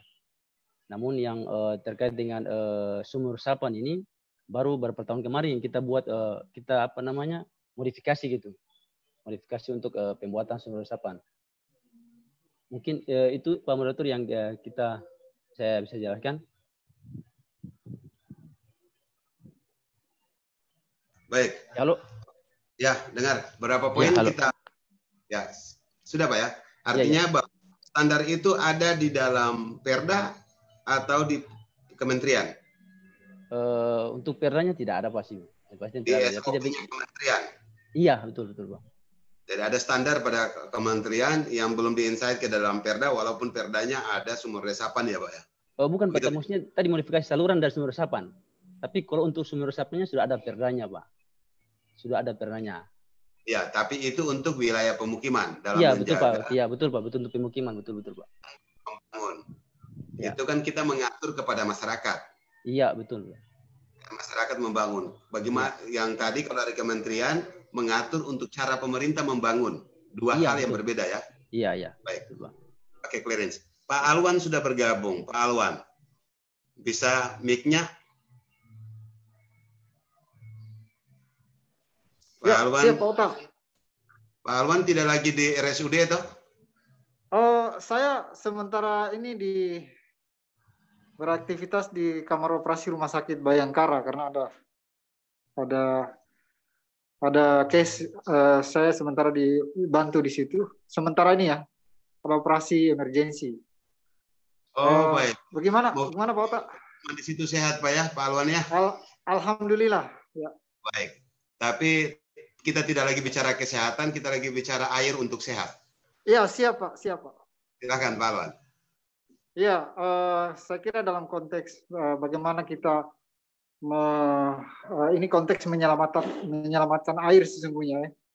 Di mana saya kira kami dari komunitas Save Akegale sudah sudah konsen begitu lama ya, sejak tahun 2001 hingga sekarang, sejak beberapa tahun beroperasinya PDAM di lingkungan Akegale hingga sekarang. Nah, dalam hal atau berbicara tentang konteks bagaimana keberlanjutan air saat ini, saya sudah mengikuti beberapa atau melihat beberapa langkah yang dilakukan ya, termasuk penelitian, kemudian ada riset. Tapi perlu saya sampaikan bahwa ada riset terbaru tentang kerentanan mata air ya, yang dilakukan oleh USAID IWAS ya. Ini sangat bagus kalau kita cermati karena datanya cukup update, melakukan penelitian dari tahun 2016 sampai 2019 yang memetakan persoalan itu, persoalan air di Kota Ternate itu ada dua. Mungkin sudah sama dengan apa yang disampaikan tadi. Yang pertama adalah karena dari faktor penyebabnya. Yang pertama adalah karena perubahan fungsi lahan, ya, seperti tadi disampaikan, sehingga catchment area untuk atau tangkapan air itu menjadi berkurang. Yang kedua adalah pengambilan secara masif air tanah, ya, baik itu oleh masyarakat, oleh swasta maupun oleh pemerintah melalui PDAM sendiri. Nah, ini dua persoalan yang ditengarai menjadi persoalan ya, di samping persoalan lain ya, persoalan musim, kemudian bertambahnya jumlah penduduk. Nah, kemudian dari riset itu dimunculkan sebuah rekomendasi dalam bentuk kegiatan sipil teknis, ya, yaitu sumur resapan sebagaimana yang disampaikan tadi. Nah, persoalannya menurut Chef Ake Gale itu persoalannya adalah implementasi sumur resapan itu masih jauh dari harapan. Maaf, pemerintah Kota Ternate hingga saat ini masih mengandalkan bantuan dari pihak ketiga, swasta dan sebagainya. Sumur resapan secara eksplisit belum terakomodir dalam Perda Kota Ternate. Padahal sumur resapan adalah rekomendasi utama, ya, sebagai output dari kajian kerentanan mata air yang dilakukan oleh USAID IWOS yang berakhir tahun 2019 kemarin itu. Untuk mata air Ake Gale saja, itu USAID merekomendasikan 1000 sumur resapan untuk memulihkan mata air di Ake Gale. Baru satu, ya, baru satu sumber air. Itu pun baru dilaksanakan kira-kira 100, ya. Harusnya kami sangat berharap, terutama mewakili Ake Gale, harus ada intervensi APBD untuk memaksimalkan sumur resapan itu. Dan sampai hari ini belum ada APBD yang mencantumkan pembangunan sumur resapan dalam skala yang besar. Itu harapan saya. Yang perlu saya sampaikan lagi bahwa persoalan di Ternate itu bukan hanya persoalan kuantitas, tapi kualitas. Ingat bahwa pada saat intrusi air laut tahun 2015, itu yang masuk ke sumur atau yang mencemari sumur PDAM bukan hanya air laut, tapi air limbah masyarakat melalui septic tank yang resap. Ini juga persoalan sebenarnya. Karena begitu air laut tertarik ke darat masuk ke sumur PDAM, limbah masyarakat dalam hal ini septic tank yang resap juga tertarik masuk ke sumber air PDAM. Nah ini sampai hari ini memang ada upaya-upaya untuk mengkonversi septic tank masyarakat dari septic tank resap ke kedap. Tapi ini juga sampai hari ini belum maksimal. Oleh karena itu kami sangat berharap intervensi pemerintah, ya, dalam hal ini Perda. Ada Perda sumur resapan, tapi menurut kami belum terlalu menggigit. Kalau boleh kami usulkan, ada sebuah Perda, sebuah regulasi yang memprotek khusus tentang sumber air atau memprotek khusus tentang mata air. Mungkin saja judulnya Perda tentang perlindungan mata air atau perlindungan air tanah Kota Ternate. Itu lebih spesifik untuk memproteksi sumber-sumber air yang ada di Kota Ternate. Kalau tidak demikian, maka orang bebas untuk mengambil air dengan dalih keperluan atau kebutuhan. Saya kira itu Pak Ota untuk sementara. Baik, makasih. Saya dapat konfirmasi berhubung Pak Alwan juga bicara soal Perda. Kita punya banyak Perda yang banyak ditetapkan, banyak diproduksi, euforianya banyak, tetapi dari implementasinya lemah sekali. Kita seolah-olah hanya mau memproduksi kata-kata, tapi tidak bisa memproduksi aksi. Karena itu bergabung bersama kita juga dosen kebijakan publik, Pak Roni Syahroni. Syahroni bisa dengar? Ya, dengar. Adik, saya secara lama terlihat muka, jadi kita mau lihat muka sedikit. Selama terbuku dapat me COVID toh. Muka yo sedikit, ada pelia. Saya. Ada pelia di pegaga. Oni. Ya. Air ini jadi masalah kehidupan ini. Karena salah konsumsi air juga bisa menurunkan kualitas manusia. Tapi negara selalu menghadirkan banyak aturan di dalam kata-kata yang kelihatan ekstrim. Tapi juga tidak banyak yang bikin. Kadang-kadang lalu orang bilang yang dibutuhkan bukan indahnya kamu berpidato, tapi bagaimana kamu melakukan, mengeksekusi, menghadirkan pemerintah di dalam kehidupan bermasyarakat. Faktanya Ternate sampai hari ini tidak punya bantalan. di mana batas-batas bangun. Akhirnya banyak pemilik-pemilik modal mencari rumah-rumah di puncak-puncak, mempertontonkan keindahan kemegahan villa-villa di puncak-puncak, tapi di bawah, di daerah bantalan pesisir, mereka mendapatkan kiriman sampah dari pemilik-pemilik modal yang membangun kejayaan di puncak-puncak. Bagaimana sebenarnya kebijakan publik lain dengan kebutuhan masyarakat kita, dan yang terpenting adalah masa depan anak-anak kita. Bagaimana Dinda melihat itu? Silakan Dinda.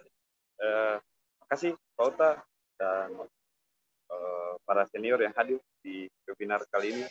Mungkin dari adik penting kiranya untuk kita melihat kembali RT RW, kan banyak sekali konversi wilayah lahan itu, konversi menjadi wilayah pemukiman. Kita di Ternate jarang sekali kita lihat ada tentang batas hunian, wilayah batas hunian yang akhir-akhir ini wilayah-wilayah kecilnya berubah menjadi wilayah hunian, dan kita mulai merasakan tentang stresnya air.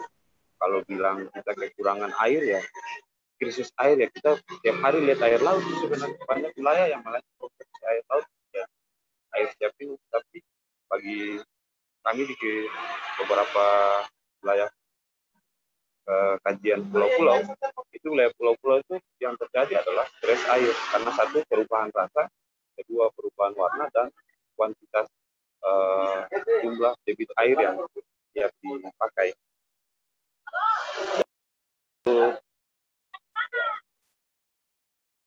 Adik, kiranya pemerintah kota mau penting melihat kembali struktur wilayah hunian, batas wilayah hunian yang ada di Kota Ternate.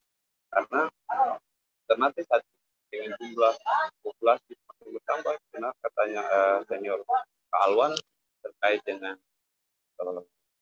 misalnya di wilayah Tigale, dunianya semakin merapat pada sumber-sumber air, dan proyeksi sumber air kita semakin kecil.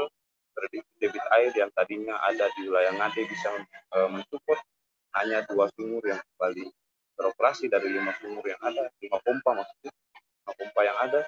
Kiranya ini menjadi sebuah kendala tersendiri. Dari sisi kebijakan publik, bagi saya,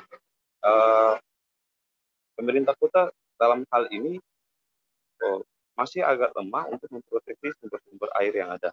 Dari sisi tata ruang kita yang masih agak sedikit kebingungan, pemerintah kota fokus pada zonasi-zonasi ekonomi yang ada, tapi pada zonasi wilayah ruang kita, ruang terbuka hijau, ruang batas hunian, dan lain-lain sebagainya, itu masih agak lemah.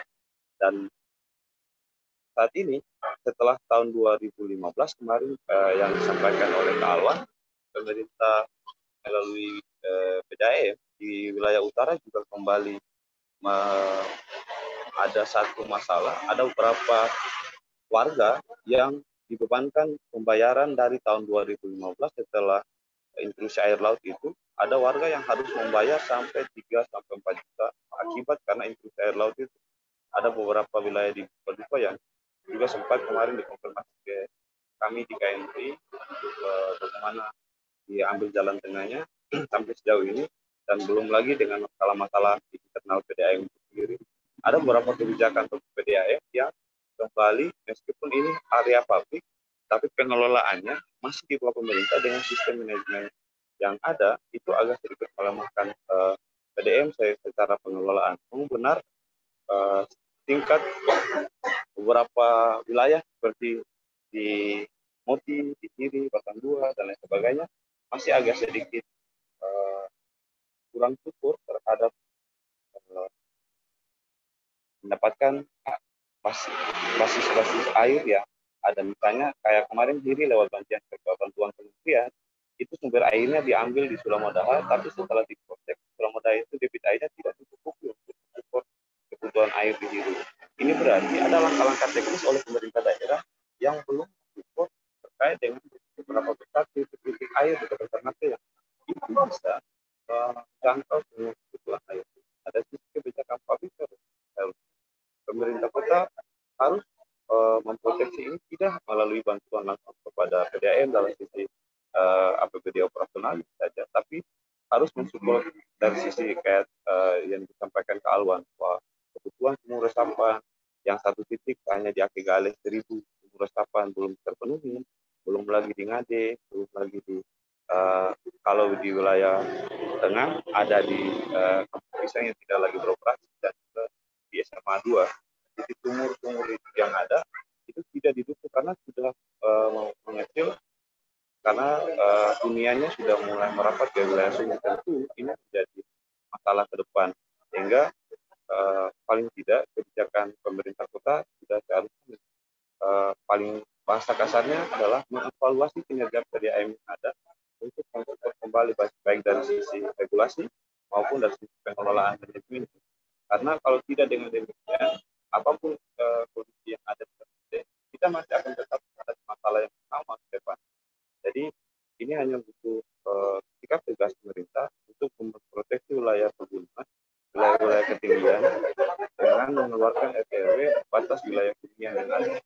Kalau tidak dengan demikian, kita masih akan tetap berputar pada masalah-masalah yang sama, karena tren pembangunan kita sudah semakin maju ke tinggi wilayah-wilayah ketinggian, sehingga bagi saya kiranya ini menjadi perhatian pemerintah kota.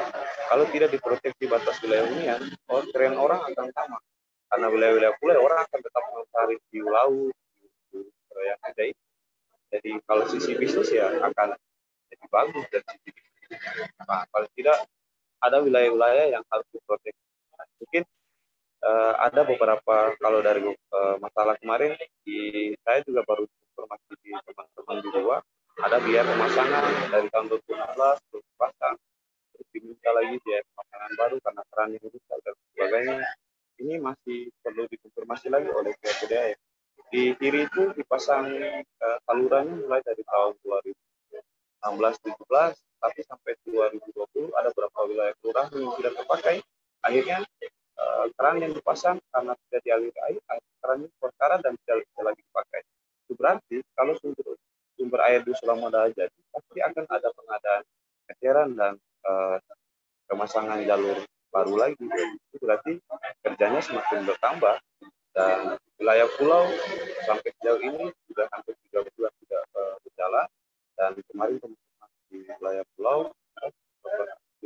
proses hal demikian dengan maksud untuk kalau misalnya ini terjadi di wilayah pengelolaan, itu berarti pemerintah kota melalui PDAM wajib mengevaluasi manajemen pengelolaan yang ada di dalam, karena tingkat kepercayaan masyarakat itu sangat tinggi.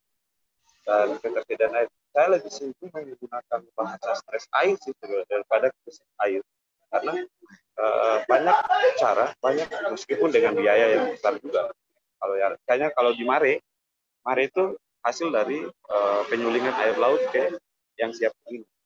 Nah, itu berarti ada wilayah-wilayah pulau yang bisa dipakai. Baik, terima kasih. Poinnya kita dapat, kita butuh menghadirkan pemerintah di dalam pengaturan-pengaturan itu agar masyarakat, ketertiban pada masyarakat akan sangat ditentukan pada ketertiban pemerintah untuk mengatur sebagai pemegang regulator yang juga operator. Karena itu pemerintah itu dibentuk untuk mengatur tatanan kehidupan masyarakat. Pak Kadis PU, di penghujung diskusi ini saya minta closing statement-nya. Masih bergabung dengan kita Pak Kadis PU, Pak Rizval. Pak Kadis, dari banyak diskusi, saya ingin closing statement bahwa ada keresahan di masyarakat kita, setidaknya dari pandangan-pandangan para akademisi dan para penggiat di air, masa depan kita di soal tata kelola air ini menjadi penting. Kita butuh sumur resapan yang efektif diimplementasi, kita butuh daerah-daerah bantalan yang secara teoretikal ada di 550 DPL yang zona hijau tidak bisa dibangun, tetapi itu pendekatan akademik. Kita butuh melakukan uji lapangan, sehingga di mana juga walaupun daerah tidak 500 DPL tetapi memiliki ancaman bagi kemaslahatan dan keberlanjutan sustainable development kita, maka dibutuhkan juga pembatasan-pembatasan itu. Bagaimana tapi Pak Uta, bagusnya dibacakan, ada chatting dari Pak Dedi Arif itu bagus dibaca Pak sebelum Karena ini nyambung dengan Pak Kadis PU ini. Pak Dedi Arif, Pak, sebaiknya sebelum RTD disahkan dibuat kajian terkait dengan penataan kajian. Yang itu yang tadi yang saya maksudkan. Di mana wilayah-wilayah yang tidak dimungkinkan oleh Pak Dedi itu Bagusnya apakah Pak dibacakan chatting dari Pak Dedi kepada itu bagus sebelum, karena nyambung dengan Pak Kadis PU punya anu ini. Sudah. Saya tahu Pak Kadis PU juga sudah lihat chatting. Chatting itu kita semua lihat. Poinnya kan kita ingin butuh ada kajian sebelum ditetapkannya RDTRK. Yang dimaksudkan itu kan? Poinnya di situ. Silakan Pak Kadis, sekaligus closing statement-nya. Terima kasih Pak Dokter. Memang apa yang didiskusikan hari ini itu sudah kami lakukan walaupun memang belum maksimal. Karena tahapan-tahapan ini semua perlu waktu. Dalam perubahan-perubahan khususnya untuk pembuatan sumur resapan. PU Kota Ternate dalam pembuatan sumur resapan untuk mengatasi krisis air ke depan ini kita lebih banyak mengambil ke badan jalan. Karena tidak akan mungkin lagi kita menggeser masuk ke arah pemukiman. Akan ada banyak persoalan sosial yang nanti akan kita terbentuk dengan masyarakat. Salah satu contoh yang kita lakukan penanganannya di kawasan Kalumpang misalnya. Kawasan Kalumpang, sepanjang Kalumpang sampai ke pompa bensin Kampung Pisang itu sudah dipenuhi dengan sumur resapan. Di tahun 2020 ini, rencana kita untuk penataan drainase skala perkotaan itu masuk dalam skala kawasan. Namun sayangnya karena COVID ini, hingga akhirnya itu dipending oleh tim Badan Anggaran dan tim Banggar dan dari TAPD Kota Ternate. Nah, kami sampai sekarang belum tahu mana anggaran-anggaran yang harus kami laksanakan dan mana yang dipending karena sampai sekarang masih dalam tahapan penggodokan. Otomatis yang hal-hal yang menyangkut dengan pembuatan sumur resapan kita akan lebih upayakan berada di misalnya kawasan-kawasan yang rentan, khususnya di kawasan Akigale. Jadi akan kita buat tangkapan-tangkapan air sumur resapan itu di sepanjang sepanjang jalan di Kubur Pahlawan masuk sampai ke daerah Dufa-Dufa. Itu yang nantinya kita sudah prioritaskan nanti ke depan. Tentunya ini butuh tahapan-tahapan karena anggaran kita hanya pada berbasis APBD. Dalam pembuatan sumur resapan tidak masuk dalam kategori dana alokasi khusus dari pemerintah pusat. Hingga kita hanya bisa bertahan pada APBD yang tentunya sangat terbatas anggarannya. Apakah nanti kemudian di pemerintahan yang akan datang ini nantinya itu diprioritaskan menjadi satu skala prioritas yang paling utama untuk penanganan drainase skala perkotaan sekaligus khusus untuk pembuatan sumur resapan, karena kita dalam mendesain drainase skala kawasan ini sudah bukan lagi hanya membuat drainasenya saja, tapi sudah mau masuk ke produk drainase yang ramah lingkungan. Semua titik sumur resapan itu kita berjarak yang sudah kita lakukan ini adalah berjarak sekitar 3-5 meter. Per 5 meter ada satu sumur resapan. Itu kita lakukan karena apa? Karena selama ini sudah kita analisa bahwa air hujan yang turun ke Kota Ternate ini lebih banyak terbuang langsung masuk ke laut. Nah, ini harus kita tampung.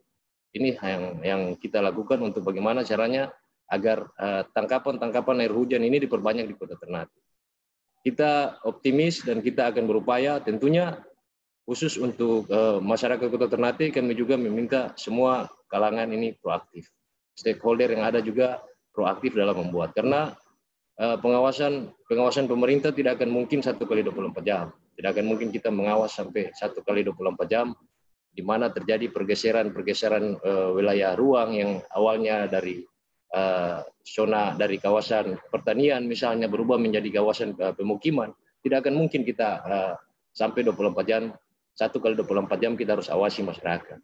Untuk itu peran penting dari seluruh stakeholder, aparat pemerintah, kecamatan maupun sampai ke kelurahan dan tingkat RT RW paling bawah dan seluruh masyarakat itu kami harap juga turut serta berpartisipasi, karena persoalan air ini bukan hanya pemerintah semata.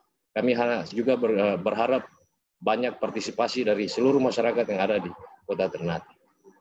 Mungkin itu saja senior yang bisa saya sampaikan. Baik, makasih Pak Kadis PU Kota Ternate. Pak Bapak Dewan yang terhormat masih ada? Bapak Dewan so kabur gak Pak? Pak Ketua DPRD sudah kabur. Teman-teman sekalian, air adalah sumber kehidupan kita. Di pulau-pulau kecil kita akan punya problem pemenuhan konsumsi di air masa depan. Kita tetap mesti latih untuk terus menghadirkan, mengupayakan agar secara partisipatif peran masyarakat untuk penyediaan konsumsi air masa depan bagi anak cucu kita. Tetapi di dalam peran masyarakat kita butuh peran pemerintah. Pemerintah diberikan kewenangan untuk mengambil kuasa dari prinsipal kepada agen, dimaksudkan untuk melakukan berbagai pengaturan. Karena itu kehadiran pemerintah tidak bisa pemerintah yang tukang mengeluh, pemerintah yang tukang menyalahkan rakyat, pemerintah yang harus bersama-sama membangun model bangunan pemerintahan yang bisa mendorong partisipasi masyarakat. Karena itu pemerintahan yang trust-nya kuat akan melahirkan public partisipasi pula yang kuat. Air bukan soal pemerintah dan soal masyarakat, ini soal kehidupan yang siapa saja akan berganti dan kita selalu berganti. Karena itu kita berharap kita adalah generasi-generasi yang tidak menyiapkan kekeringan masa depan. Kita ingin kita lahir sebagai generasi yang mau terus memberikan kehidupan bagi anak cucu kita. Air sudah mau makin menjauh. Si Dego hanya akan bersama dengan teman-teman sekalian di Dego-Dego untuk terus mendudukkan masalah pada Dego-Dego yang tepat. Terima kasih atas perhatiannya. Mohon maaf atas salahnya. Subajo. Wassalamualaikum warahmatullahi wabarakatuh. Waalaikumsalam warahmatullahi wabarakatuh. Terima kasih Pak Rahim, Pak Dr. Bambang, Pak Tiar, Pak Kadis PU. Terima kasih. Izin les. Pak KNPI. Nanti sesi 1 akan bicara soal pelayanan PDAM. Syukurdofu. Yo. Ipul, Syukurdofu, Ipul.